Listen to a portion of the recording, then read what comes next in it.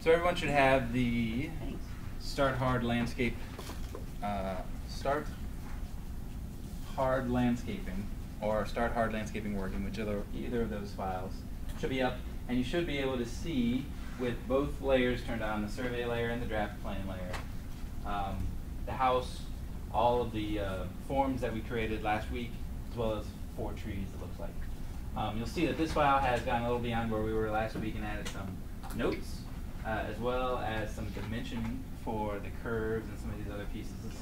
This is essentially a layout, or at least a good beginning for a layout file, so that a contractor could actually build those simple forms that we've created.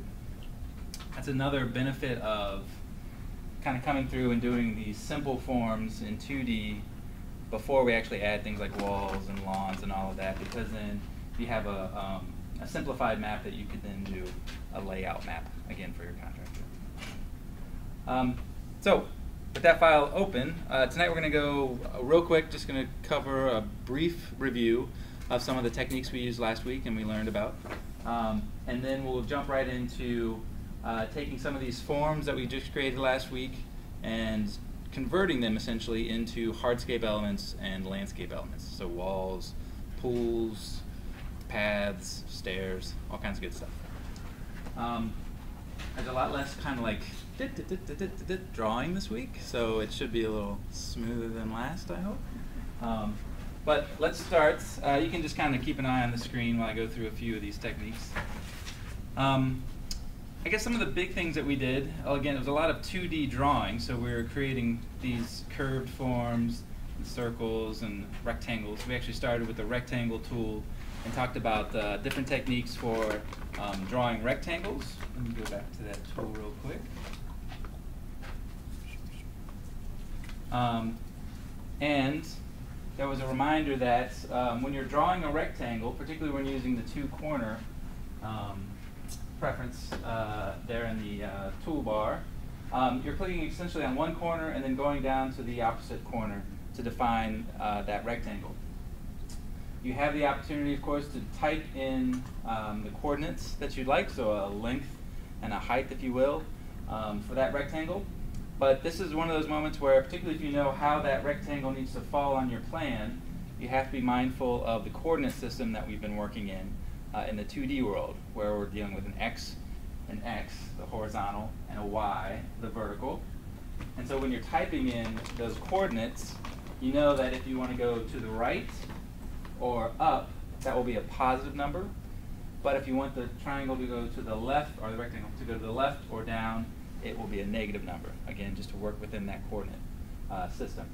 Of course, it's easy enough just to type in the distance you want and then move your object into the place you need it to be as well. But again, that's just a nice reminder that we have that coordinate system that we're working within. Get rid of that. We also learned, and this is kind of a nice technique, is the idea of clipping and merging objects. So let me draw a couple objects here. Let's say I had this weird kind of form where right now I've drawn essentially a rectangle and then overlaid on top of that rectangle a circle. If I wanted to define this as the patio or 2 separate pieces of the patio, but I wanted to get essentially rid of this portion of the rectangle that's underneath the circle, all you have to do is select both objects. Oops, make sure you're in the selection tool. So I'm just holding down the Shift key and I'm clicking on both objects so they're selected. I can see in the object info palette I have 2 objects up here. And then you simply go to modify, and if I wanted to eliminate, again, this segment of the rectangle, I simply choose Clip Surface. So what that does, you move the circle, and you see that it does, in fact, cuts that surface for you. Which can be, there's 1,000 different ways that can be really helpful as you are laying out your plans when you're drawing them. How did it know not to do the square one? So the way Vectorworks defines what gets cut and what stays is whichever object is on top will remain. So if I took a step back and I kept that rectangle, or it's sort of a square almost, but I did a right click on that rectangle and went down to send. Mhm. So we've all used the send to front and send to back. If I were to move that rectangle to the front, so now the rectangle's on top of the circle, I could click those, go back to modify, go to clip surface, and now So, yeah, the circle has been clipped. thank you. Very cool. Is there a right click or anything rather than going to modify, or is there a different? Sometimes, let's see if there's a clip on here. These are wonderful. Right down here. But, That's another quick way of getting to the same options. add surface.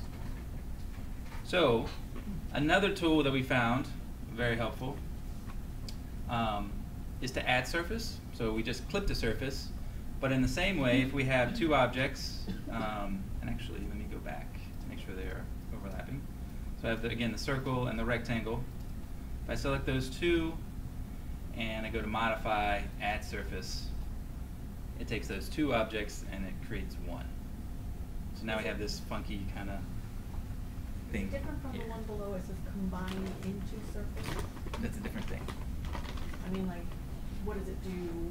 I'm not entirely sure what the, let me go back up there. So this combine into surface, I'm not entirely sure what that does for us. And there it says intersect surface. Right, So they're all different, exactly. Whoops, fair enough. Okay, and then this object that we've just created out of those two surfaces, we can go, of course, as a reminder, to our reshape tool in the basic tool palette. And just like any shape, when we hit reshape, we get all of our blue grips, which then allow us to, oh, I just deleted something, to modify the form of that object with a number of options, including changing the individual arc styles for the circle itself.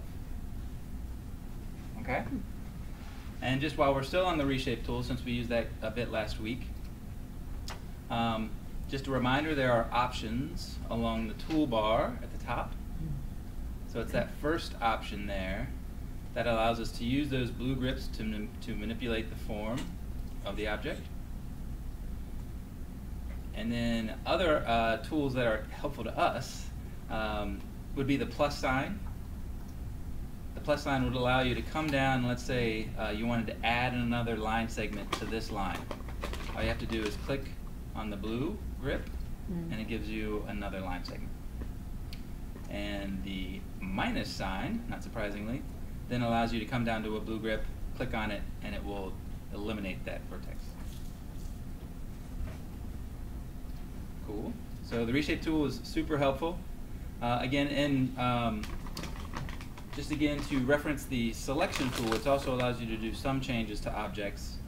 If you're in the selection tool and you're in the second button up here in the toolbar, that's when you get the blue grips, and it simply allows you to change sort of the proportion or the scale of an object, but doesn't give you the number of options that reshape give you. And then last but not least, but if you were back at the first option in the selection toolbar, then you don't actually get the blue grips at all, you just get to move that object around. Cool, I'm gonna delete that. The steps that we went through last week is probably one of the more complicated classes we have, but it's also a really good chapter for you to go back and step through time and time, just for practice, because there's a lot of really nice techniques in there that you can apply throughout your workflow. So it can be a little bit of a headache, but it's a really good chapter for you to get through and revisit. What were the pages? It was like 99 to 115 or something like that. Oh, thank you. But we didn't go all the way to 115 last week. Okay. Maybe we did. So, tonight, were there any questions actually, as you all practiced at home or doing any work on your own? Anything I can cover? All right. So, we're going to start tonight by first building some stairs and some walls. Just as a reminder, our garden is about 1.5 feet below the finished floor for the house. So we have the house, of course. We also have this terrace that we blocked in last week. That will be at the same elevation as the house. But then everything beyond will be that 18 inches step down. So it's a good, kind of a simple step or a way of thinking about grades. Even though most of the properties that we probably work on are a little more complicated than that, so you'll have to think through a little more. This at least is a good first experience in that world where we have to start thinking about that z coordinate, or the elevation of the objects that we're drawing. All right, so I'm going to start following the book here. Let me get back to where the book starts on this. So, just for reference, we're going to start on 129, page 129, which is the Working with Hard Landscaping chapter. And the first exercise we're going to step through is exercise 25. And actually, I'm going to skip through 25 a little bit and jump, or at least the first part of 25, and start working on stairs. Okay, so we're in a new file. Again, this comes from the author. She sort of continues to add more resources to the files as we go through the book. And of course, it's also nice because we're all kind of up to speed at the same spot with these files from the book. So we'll continue to use those throughout the course. Some things you probably wouldn't know for sure, but I'm just going to point out real quick. This one, since we're working in hardscapes, has a few more hardscape resources. So we'll be using these later on this evening, but if you go to the resource browser, some of you, since we haven't been to the resource browser in a while, may need to turn it back on. So as a reminder, to turn a palette on, you just have to go up to Window, down to Palettes, and then move over and select Resource Browser. Make sure there's a check next to it. So does everyone have the Resource Browser open? Yeah, Great. It doesn't look like that. So first things first, just to ensure that we're all looking at the same resources, go ahead and start by clicking on this little home button to make sure that the resources we are seeing are from the file that's in front of us. So it should also say then Start Hard Landscaping, or the name of whatever file you have open. Where would it say that? Just say it right in there. My home button is. My home So- button. Yeah, Doesn't mine's really not do highlighted. anything. Okay, that means you only have one file open, so that's actually good. Good news. I'll just skip up to that. Okay, so just below the Files pull-down menu is the Resources pull-down menu. So this is how the folders for the resources that are within this file, the file that's open, are organized. So if we go to Top Level, go ahead and select Top Level from the pull-down menu. And then you start scrolling down, you'll see gradients, you'll see some hatches, some line types, some textures, all kinds of stuff in there. One sad little tree, some reports down at the bottom, some text types. So again, these are all the resources that are either being used in this file or that are linked into this file and that we can begin to use. By default, if you were to open up a brand new Vectorworks file, it wouldn't have all of these resources. These are coming with the file we just opened. So that's good to remember. If now you find something in this resource browser that you want to use at home, you can just open up this file on your home computer and steal these resources and copy them into your files. So just keep that in mind. You just click on the resource and that's how you copy it? You'd have two files open and you could essentially, well, we'll cover that later on. But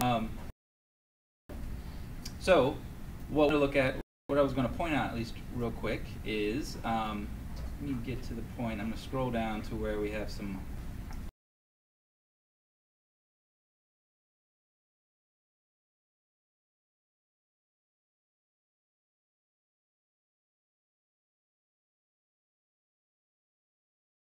Just for your reference, and you can just look at the screen for this. If it says top level, folders here. So those are just shortcuts to the folders that are with browser. Okay, so there's nothing magical about this. You can either scroll down and find the folder you want, or you could click on here and click Hardscapes, for example, and it'll just take you to that folder and the resources within it. Another way is if you scroll down, find the folder named Hardscape and double click, it brings up the same resources. Okay, so there's two ways of doing the same thing. The resource browser is not, I don't think it's very intuitive, but that's, if you start to understand that relationship, that goes a long way. So within the Hardscape folder, these are some of the resources we'll be using tonight. So we have things like wood decking. So that is a wood decking resource that makes a hardscape element look like wood deck, both in 2D and 3D. Same thing with a Dutch pattern paving, gravel path, lawn, gravel stipple, limestone slab, and water. Okay, so we'll be able to apply each of those as we go through this evening.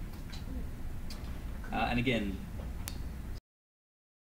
so these are resources that aren't going to be, by default open or a part of any file that you already have and been working in with Vectorworks. All right. So we'll come back to those in a minute or two. Let's also look at our navigation palette. Let's start with classes. So if you click on the classes tab at the top of the navigation palette, let's scroll down to Hardscape. So there's the Hardscape folder within the classes, and then within that folder are components with multiple types of materials, and also a main class as well. So just like we've done in the past, we're going to use these classes to define the visual appearance of things like walls and stairs, like treads and the risers we'll get to. So again, if you were to go in and right-click on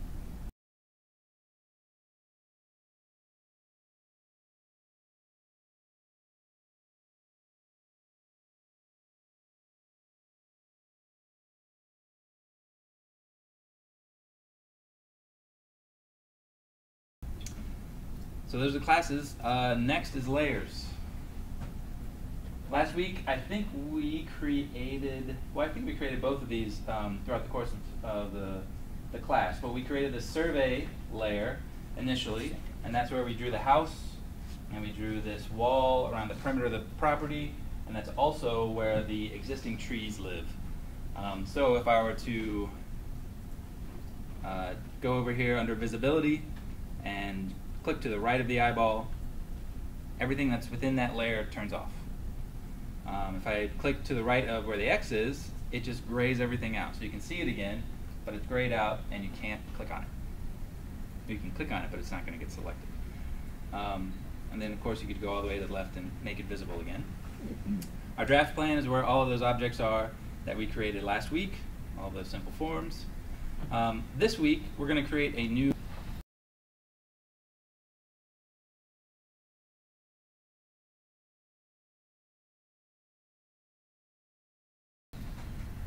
and this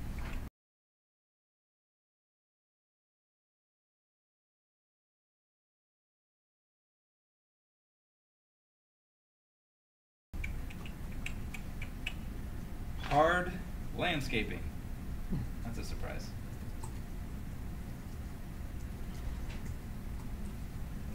You could simply call it hardscape too if you wanted to be, I don't know, American about it. Yeah. Didn't want to go there, so yeah. It's kind of a weird time right now, so I wanted to be. Okay, so we have hard landscaping. I think at the bottom, edit properties after creation should be selected. Make sure there's a check mark next to it, just for our purposes right now, and click OK. And just so you know, there's a couple settings here that we're not going to monkey with, but just that you should be aware of. One is that the scale of this layer is the same scale as the other layers. Some of us, when we opened the files tonight, both layers were turned on, but only one was visible at a time. And that was because these two layers had two different scales set. So one was at like 1 to 100, and one was at 1/8. And more importantly, one was metric and one was imperial. So if they are both at the same layer, or I'm sorry, at the same scale, you'll be able to see them both at the same time. But if you run into that, or you have two layers that are all visible, you know they both have information that should be showing, but one isn't showing, chances are you have a scale conflict. So just make sure that they're both set. In our case, it's at the 1 inch equals 96 inches, which is 1 inch equals 8 feet, which is 1/8 of an inch equals a foot. So we're good. One thing I will point out, we're not going to monkey with it for our purposes in this class, but you can set a different base elevation for each layer, which can be really helpful if you have like a lower garden and an upper garden, or in our case, well, similar to our case actually, where we have an upper terrace and a lower garden. We could have a layer that is just lower garden and set the elevation at the lower elevation. And that means everything we draw in that layer will be down at the base elevation. This is how architects, again, use layers a lot for building stories. So they'll have a first floor, second floor, third floor. And that's how they'll use layers to organize all of that information. A different way of writing. All right. Yes, Yeah. check, edit after creation. Um, Checked or unchecked? It was checked in this case. More often than not, you can leave it unchecked to just create a layer.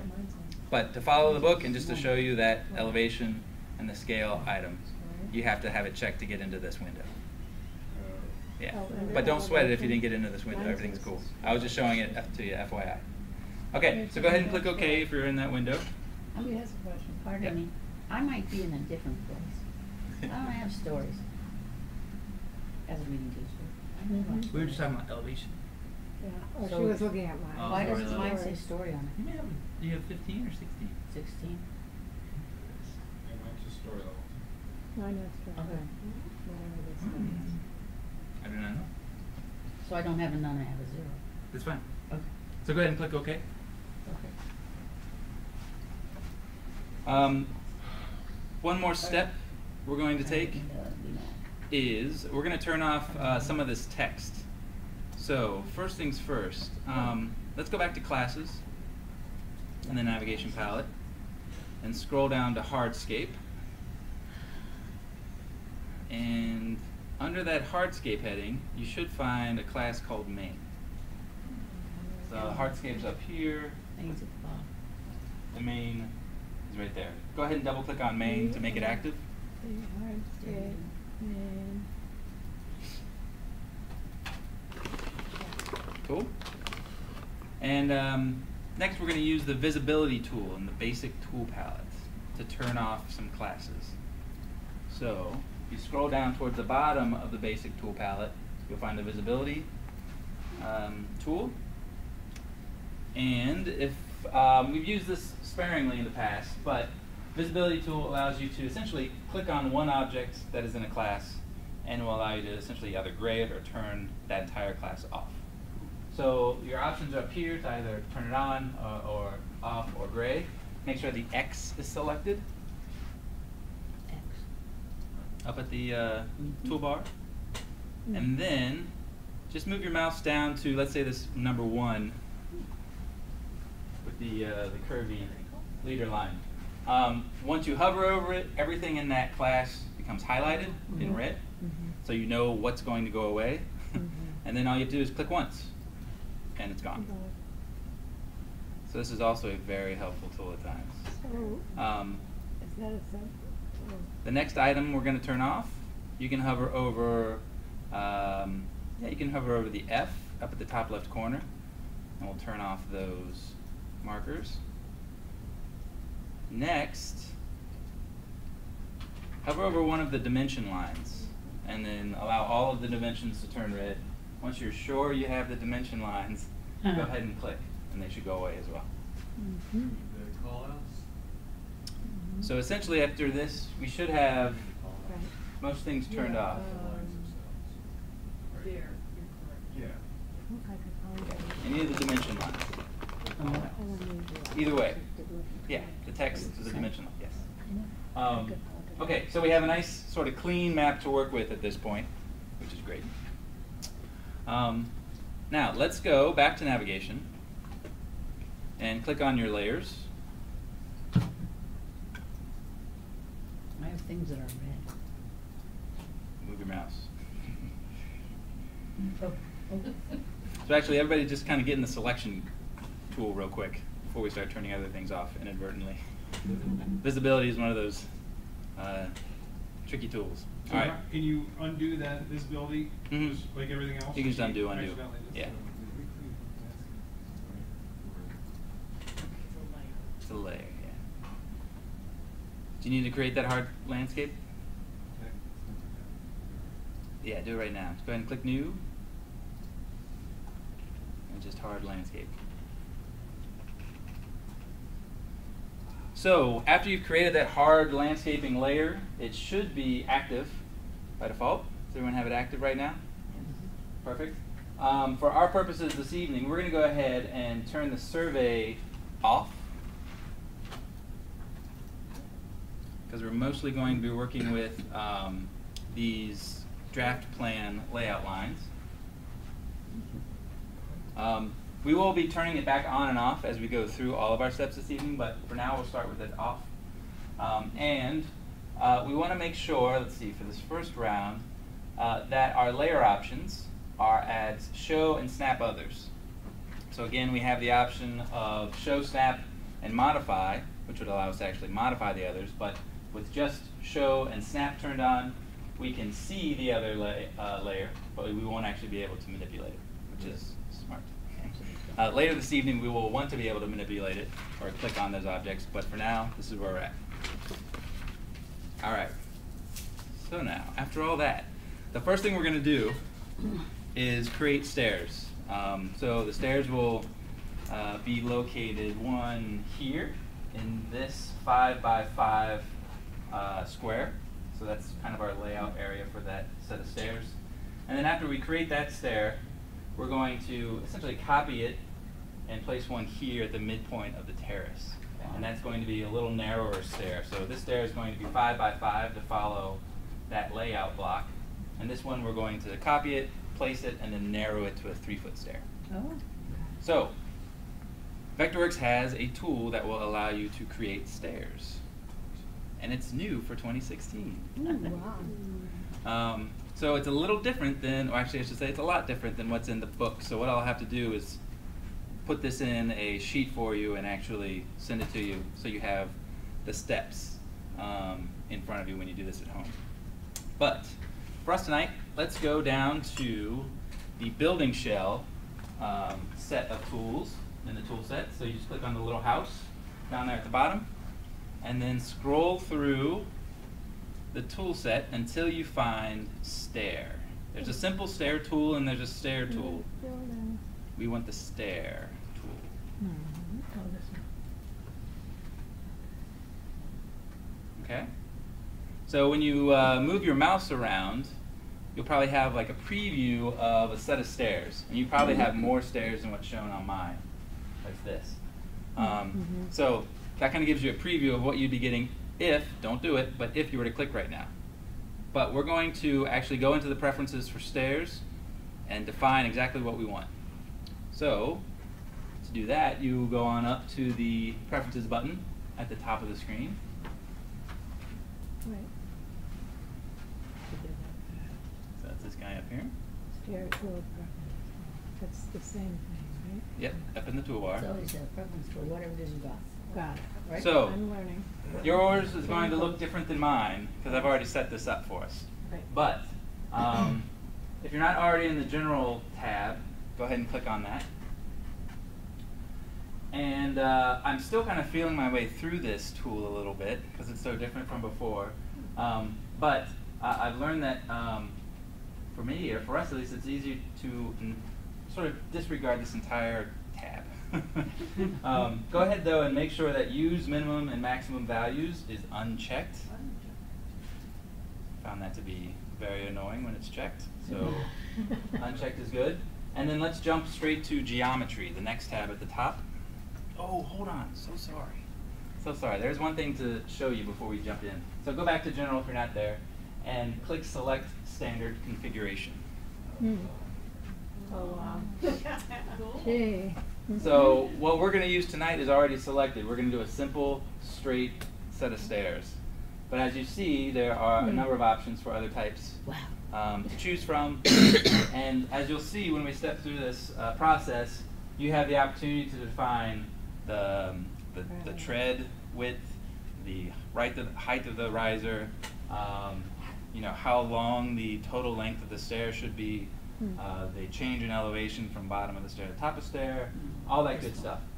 And if you have selected one of these, it will figure it all out for you and kind of draw it up. In our small space. So it's probably a lot smarter and a lot more than we typically would need as landscape designers, but it's good to know it's there, I guess. So we're, again, just making sure that straight single flight run is selected. That's the first one in the list. And go ahead and click OK. When we click, it checks back to use minimum maximum values. Son of so a gun, it really wants to do that. check it. Just make sure that that is unchecked. And in fact, yeah, when we go to geometry, oh good, it's still there. You can have chocolate. Sometimes even when you go from tab to tab, it sometimes clicks back on. Yeah? Oh yeah. So you get chocolate for that? Yeah. Okay, so Just giving rewards. when we're here in the geometry tab up at the top, this is when we start defining things like the riser height and the tread width and all that good stuff. And these, a lot of these settings were the same settings you saw in general, but I think this interface is better. So we're working here. Let me step you through what you want to put in your window right now. So first things first, go ahead and check Draw Top Tread. So click on the Draw Top, so geometry. And then next to that, type in 1'8".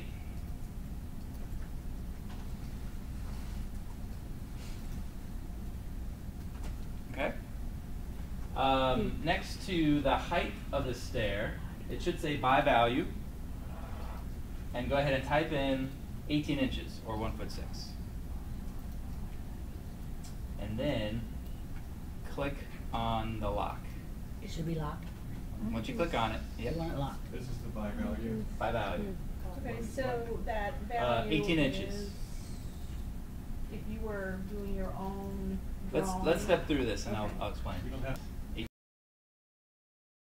18. Okay, tread depth. So that is the depth from riser to the edge of the tread. We're going to set at 20 inches. So you just type 20. You're just doing something different. 18 and 20 inches. And then click the lock. Okay. Okay? Next, riser height, 6 inches. Click the lock. Wait a Okay. second. I can't see. 6 inches. I know, but I missed the others. Okay. The first one? So we'll go through the values real quick, just so you're all in the same boat. 18 inches at the top. 20 inches for the tread depth. 6 inches for the riser height. And after you have those in, you also want to make sure that the locks are locked by simply clicking on them. And the top tread is 1 point. Right, for the top tread is 20 inches as well, 1'8".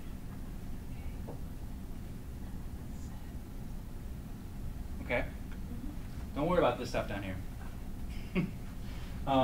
Okay, so after we have those objects set, we do want to set up the stair width.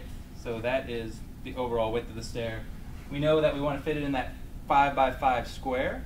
So that should tell you that the width will be 5 feet. Go ahead and fill that in. So now here's the trick. What are the dimensions of these objects here? What do we have for length?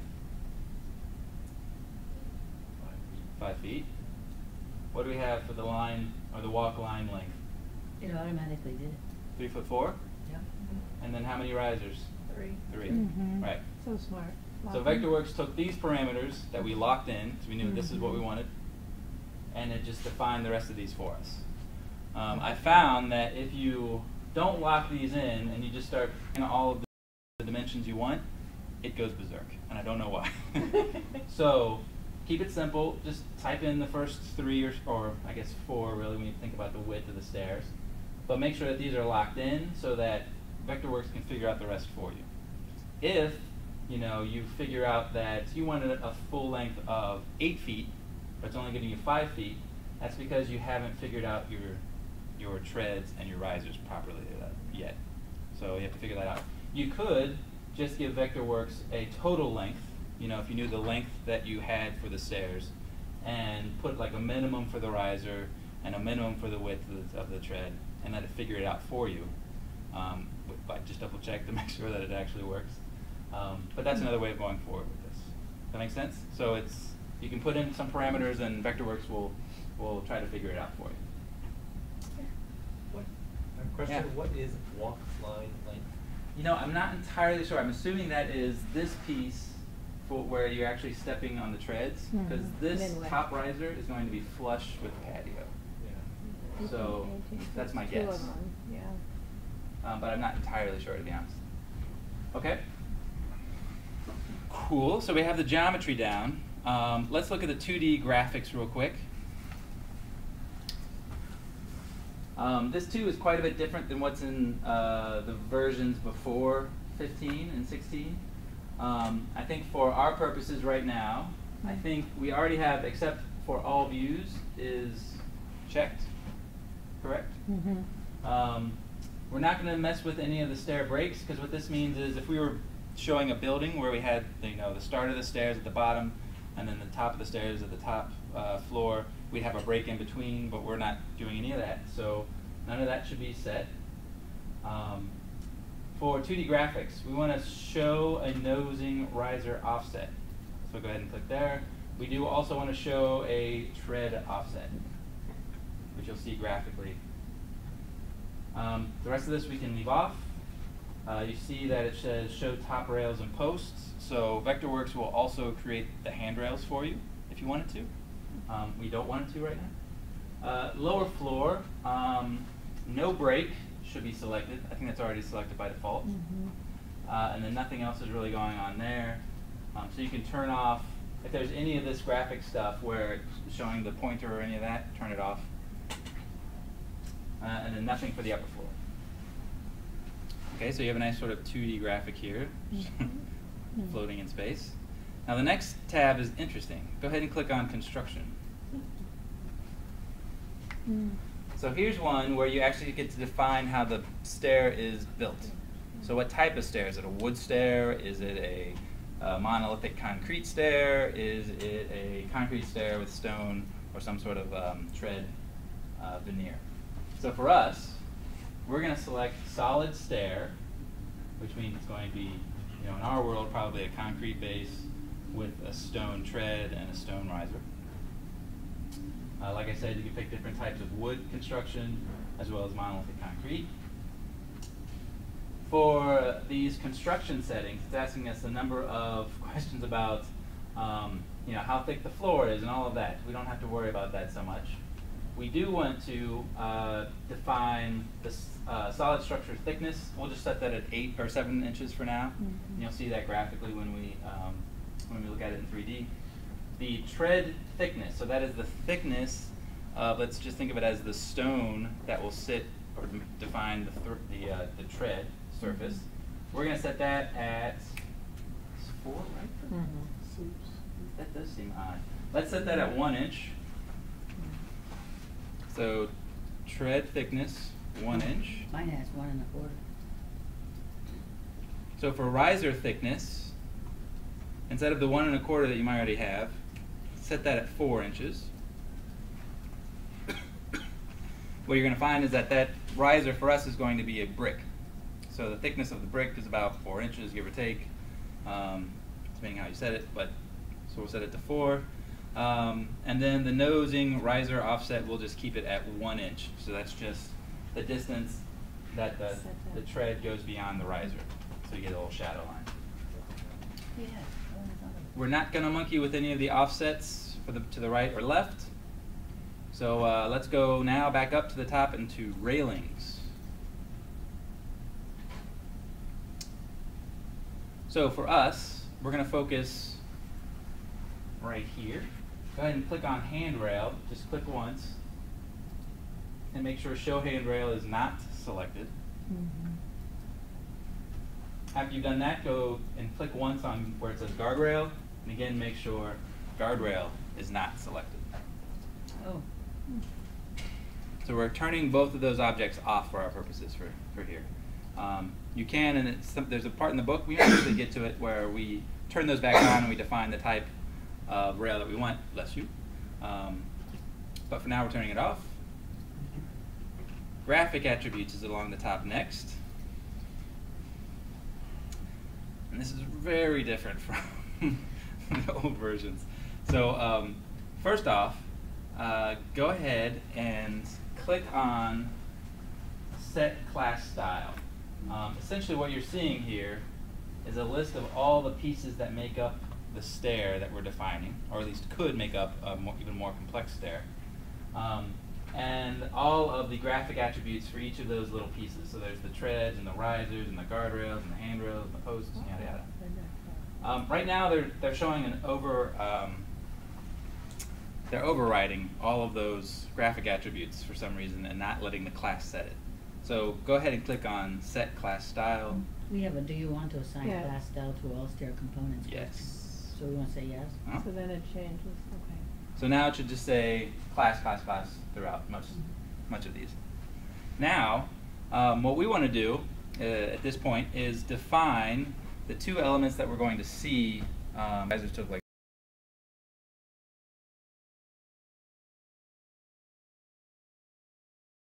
brick. Yeah. So we'll find in this list a treads line. If you were to expand it by clicking on the little arrow to the left, you'll see that the treads are made up of a top, an edge, and a bottom. So it covers all sides of that stone. We're just going to, we could define each of these independently if we wanted to, but for us we're just going to double click on treads. Click OK. Well, that didn't help. There we go. Sorry, everybody. First off, it's temperamental. So that treads line, we have to collapse the items below it. So you should just see the treads, and then double click on treads at that point. And it should bring up the attributes for treads. Is everyone there? Is your class hardscape components limestone? No. Okay, so go ahead and click on that pull down menu. And so now we're selecting the class that we want the attributes, the graphic attributes to come from. So it's hardscape, components, and then limestone. Wow, Okay? cool. So that will make our tread look like limestone. What if you don't have that in your resource browser? So that again is a class that was set up in the file. So Right. think of it as if you want to use bluestone on a project, you could go in and set up a class that was hardscape components bluestone. And then you would select the 2D graphics, a simple fill that kind of looked blue probably to make it look like bluestone. And then you would also select the textures for that class. Could I do it That here have- if I haven't set it up yet? Like I'm like, oh, I forgot about my riser, I want to set up a new class. Could I do it at this point? So if you look right here, if you click on that class, you could go to a new, Okay. and then you could set it up. Okay. So it's not necessarily a thing that you have to like sit down and like do all your classes before you start working, but you can do it on the fly. Okay. It's a good question. Oh, I roll. Yeah. Not a lot of forethought, thinking ahead. Same kind of design. Everybody's Real landscape designer. designers. Okay, so real quick, you should, after we clicked Set Class Style previously in the previous window, the fill should be class style. Importantly for us, the texture should be class style. And so one thing, and to get to your point even more, if you're not as organized as the author is, is that you could override, again, on the go, and say instead of using a class style, I just want it to define a texture, and then you could pick from all the textures that are in your resource browser.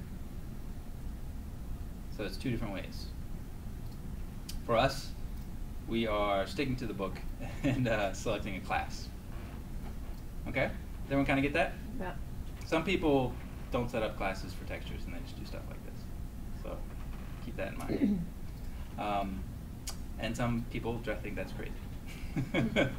So if you have that all selected, let's click OK. But if I just set it up just a texture, will next time I do a tread, will that be an option? The same texture? It'll still be the same another option, yes.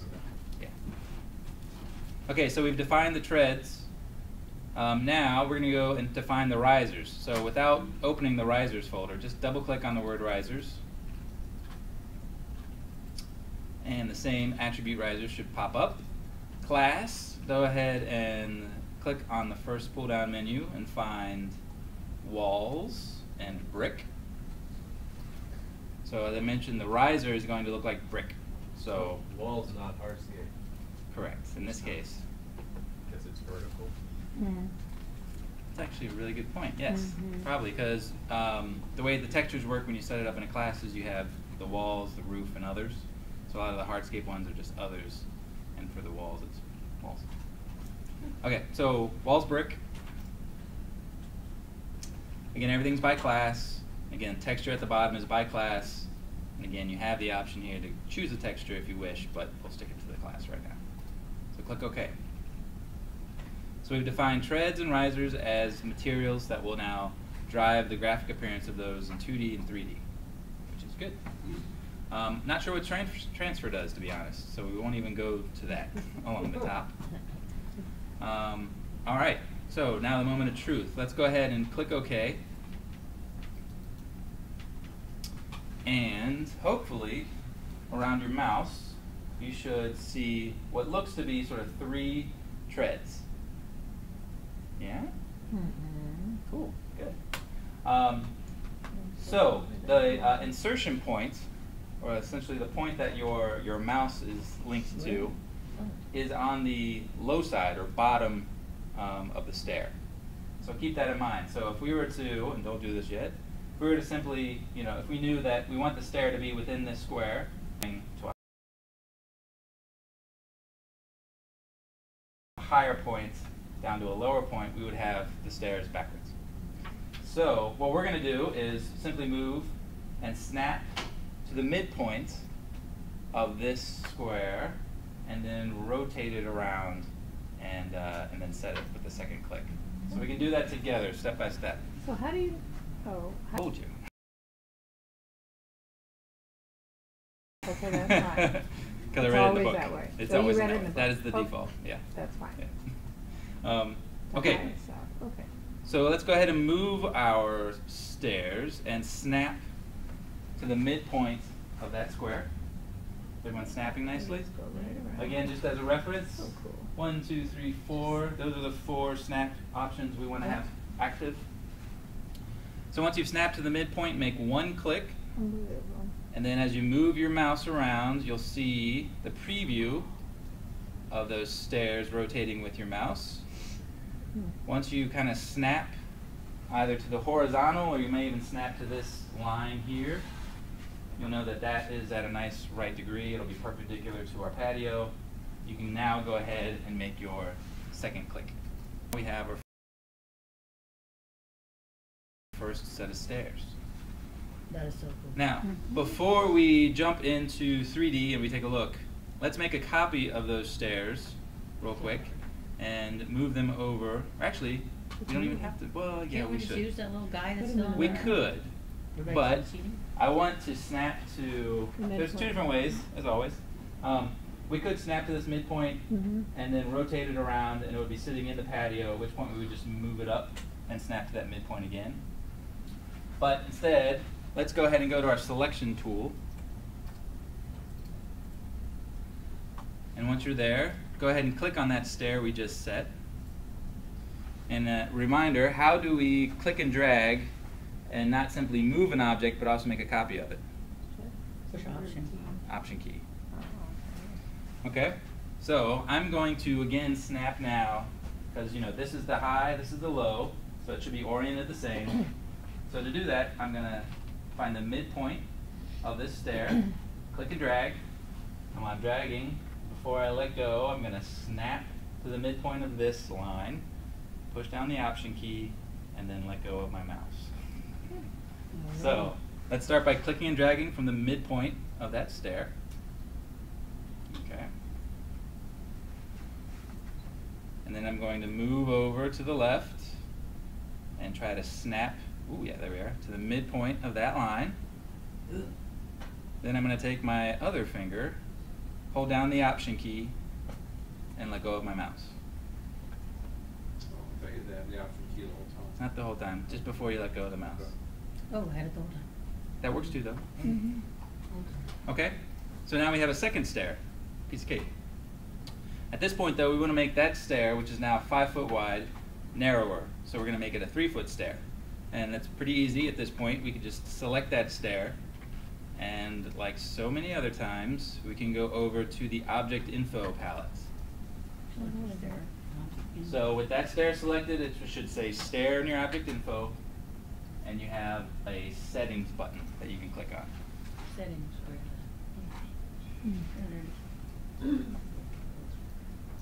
So once you click the settings button in the object info, it brings you back to this window. Now we want to set the width. So where did we set the width initially? Geometry. Under geometry, that's right. So go back to the geometry tab and let's see here, the stair width is to the left and about midway down. Currently 5 feet, set it to 3. That's not gonna change the first one, just the second. Correct, just the one that's selected. Oh, that's cool. And then we can click OK. Oh, you said 36 inches, not 3 feet. Either way, both are fine.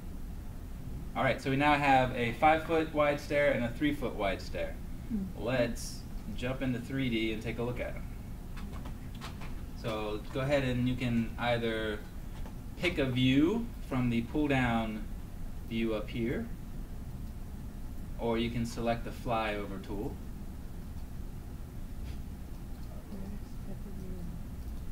See, it's green. Uh-oh. The other one was orange. Uh-oh. That doesn't sound good. What? Oh, it's Going the wrong way. Oh no. Yeah. One too high. Okay. So, real quick before we think we're out of whack. So, let's monkey with our layers real quick. So I have the survey information turned off What is that? in the layer. Sound too high. So this is in the navigation palette.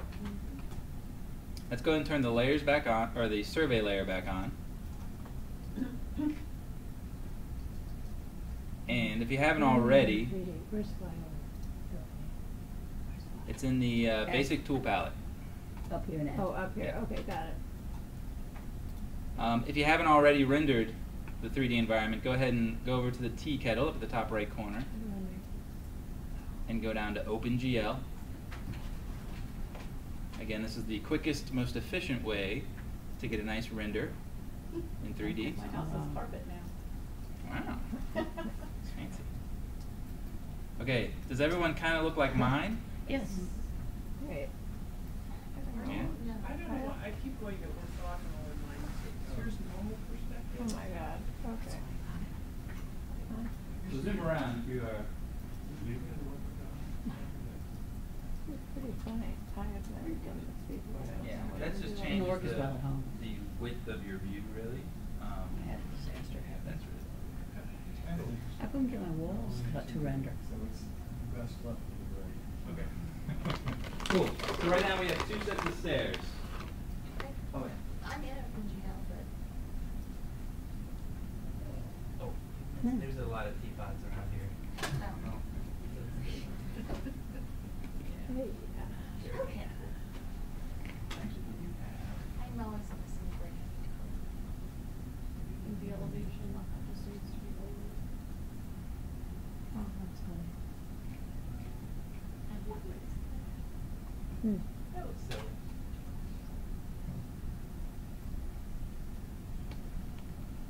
I'm not sure what that is, but it's still functional. It just looks weird. Sorry. Even lower. but Okay. yeah. So we have a couple stairs. For reference, the house is here. So this tread wants to be at the level of this patio. So what we have to do is actually select these and send them down 1.5 feet so that they actually match the elevations Oh. we want them to meet. See, I thought maybe you raised the patio because then it would make it accessible to the house. I know, right now this is showing that there's like a 4-inch step up to the house, which is weird. So yeah, so we are going to go off of the elevation of the patio Because if you went inside the house, you'd see that the door is raised up a little bit too. A couple ways we can do this. Let's go ahead and we'll stay in the 3D world. Kind of get to a view where you see both stairs. And go to your selection tool. Click on one stair. Hold down the shift key. Click on the other stair. And you should find in your object info palette you have 2 stair objects selected. Once you have that, it's the Z value that we want to modify. Again, It's not the Z value will change the elevation for objects. So that's one way of changing their location in the 3D world. Weird. I'm having So trouble. for the Z value, what do we want to type in? Minus. Very important. A negative 18 inches or 1'6", whichever you want to do. I can't seem to select my. Oh, thank you, neither can I. Okay, so. So once you do that, you'll probably find that your stairs kind of disappear. I can select. But if you, Select. yeah, exactly. click- But if you click turn here. off the Yeah, click. the draft Okay, now hold the shift key. plan Is it layer, highlighted? you'll see the I mess. don't know. So go ahead to your Why is it selection tool. hiding? I don't know why it's hiding. For some reason, you're not on the layer that is. Okay, Double let's. click on survey. Oh, Are sorry. are you on hardscape? There we go. Should I be on hardscape? Yes. Yeah, we should be in the hardscape Now layer. you can. Okay, so you got that one, click on that one. And then the Z And the is two the are negative showing. 18. Go to Z and put minus 18 inches. Well, thank you. But they're floating, yeah. And then They'll turn still off float. Turn off what layer? Then you can turn off the draft plan No, I layer have to say go. visually, Huh? and it will get rid of those white planes, All right, so how do I? and you'll make see it the move? stair. I don't know, we're just here. I don't know. What's that, Paul? Well, so we highlighted, and we went over to the object info and put minus 18 inches in Z. Correct. Now how do I make it move? Did you hit enter after typing in 18 or negative 18? Enter. Then it's probably done. Thank you. Okay. So I'm going to visually turn off my draft plan real quick. And then yes, they're still kind of floating, but they are there. But my whole, uh-oh. Stuff went away. Layers turned on. Um, So as you look at the stairs, you can kind of zoom in and see that Vectorworks has kind of created that 1-inch tread that looks like a stone, and then I guess it's a 5-inch riser now for the brick, because you have a 6-inch total for the riser, 1 inch is stone, and 5 inches brick. so my stairs went away. Yeah, so what we were doing is turning off the draft plan. And there they are. Why? They went underneath. When you moved them down, they actually went below the draft plan. What is a draft plan? Those were the objects we drew last week. It's all of these simple forms we're using to lay out our 3D world. All right, so Okay, why she do I did want trade. them Not sure. to disappear? So you can see your stairs. All Come on. right. Right. But did I You make? can't see, you can't see through the opaque paper. Right. Okay. So this is just our temporary construction lines. So they'll go off when we're showing the final, but we need those to build the world. Oh, cool. I have my other one. I'll ask it that later. Okay, you're in good shape. All right. Thank you. So. Thank you. Yep. Mine doesn't look like yours, the brick looks more defined or something. It's like a touch They're weird. It does look a bit liney. Actually, mine looks Yeah. liney too. Oh. Yeah, it's a weird image. Yeah, Doesn't look it like looks they're almost all. more abstract. Okay, so You know, I'm not sure. That's the new thing in 16 as well. I'm guessing maybe it's trying to think through the construction of that footing, although that's not how you do that either. So it's the base. It's the base of the stair, but it's It's so weird. not quite good. I'm sure that there's a setting in there where we could define it better, so that it actually looked more like a footing would for a stair. It But doesn't even really Put look our like. wall and cover that up. It doesn't even look like the house brick. okay, Who knows? so That's the way they build stairs in Europe, yeah. This is the Oh, a brick. Why match it? Okay, so we have stairs. Yay. Okay, good. Let's go ahead and jump back to our top plane view. So again, that's up in the pull down custom view menu, the first option at the top. Just as a reminder, top plan is where we want to do all of our 2D work, not in any of the other 3D options, not even in the top view. We want top plan. Okay, so we see we have a simple setup here. Go ahead and turn, if you turn draft plan layer off, go ahead and turn it back on. And let's see what's next here. And now I can see the stairs and the draft plan. So this is very bizarre. We're good. So, at this point, what we're going to do, this is just follow the book. We are going to, if you recall, there is a wall that we drew around the perimeter of the property. The wall was really to indicate the fence line, so it's a nice sort of wood panel wall. What we're going to do is we're going to make breaks in the wall. So right now this wall line might go continuously, but we're going to want to break it here where it meets the patio, and also here on this side where it meets the patio as well. So I'll talk to you through that, the break tool. Actually, what do they call it? Call it something else. But that will allow us to make a break along a line. And then we're going to take these 3 segments of that wall and we're going to shift it down 18 inches so that it matches the elevation of the ground relative to the lower terrace. So it's split. Split is the tool that we want to select over in the basic tool palette. Split. Looks like a little. So we've used the trim tool before. The trim tool is a nice way of deleting a segment of an object or of a vector or a polyline. The split tool just makes a break at a particular point. So essentially with this tool selected, we could click along any of these lines and make a break along that line. So we could make this single line, I could click here and it would make it 2 individual lines. So what we want to do is use the tool. We're going to click on that guy. And back over in navigation, because that wall that is that we drew in the survey layer is in a different layer than hardscape, we could either A, select the survey layer and make it active so that we could actually manipulate that wall, or we could keep the hard landscape layer active, and we could just change the layer options so that is show, snap, modify others. So let's do that. So that'll allow us to keep in the sort of main layer we're working in, but it will allow us to modify that wall that is in another layer. Okay.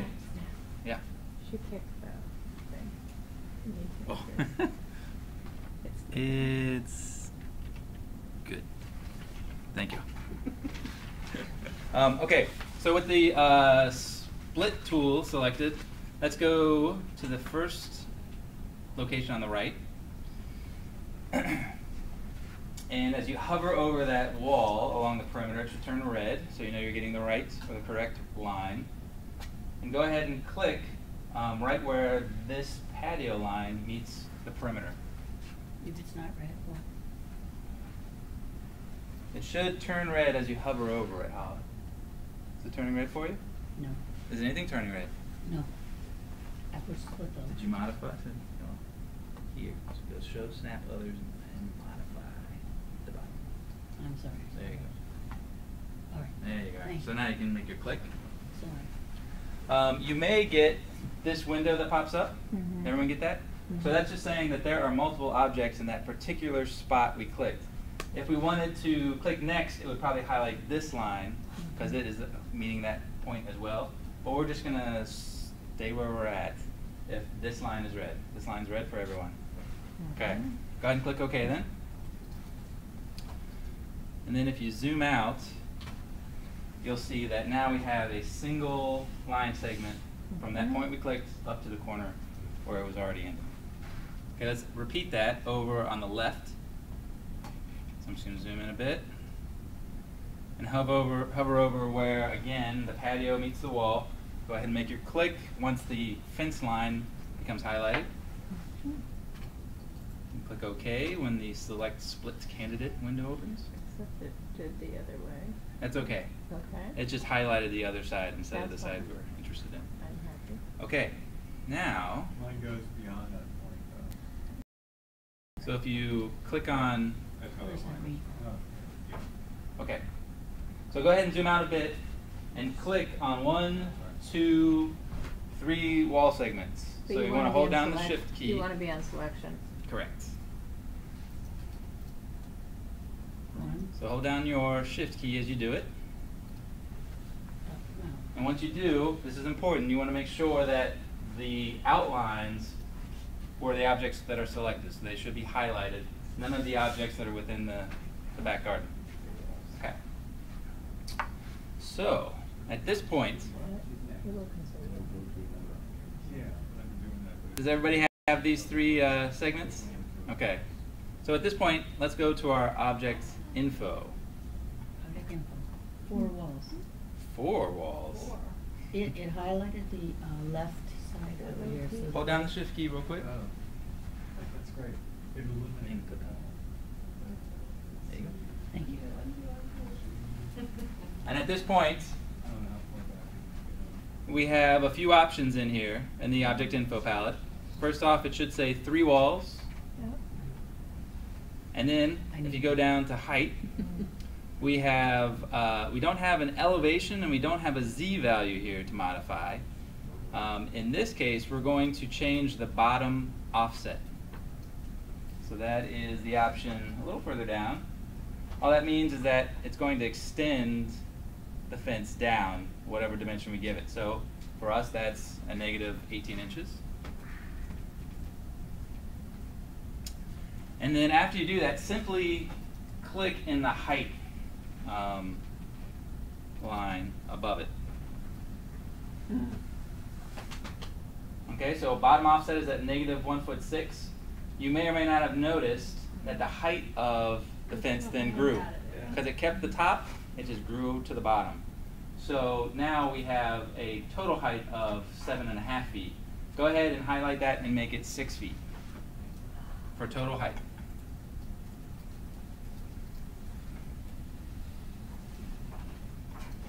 So that'll tell us we have, essentially what this whole thing is telling us now is that we have a wall that is 6 feet total in height. 4.5 of that is above our 0 elevation, and 1.5 feet is below the 0 elevation. Oh, so my top offset should have adjusted itself? It should have. If it didn't, Well, we'll see. there it did. Now, Okay. it did. So at this point, you could jump again into 3D, take a look at what we've done. So maybe go to the basic tool palette, select flyover, and click in the center of the yard and zoom around. And you don't even render it to see that those 3 wall segments are now down 1.5 feet. See that? Cool. All right. So, we've made quite a few steps. We're going to take a break. And then when we come back, we're going to start drawing walls and creating hardscape areas and landscape areas. So, take about 10 minutes, and then we'll come back and get started all over.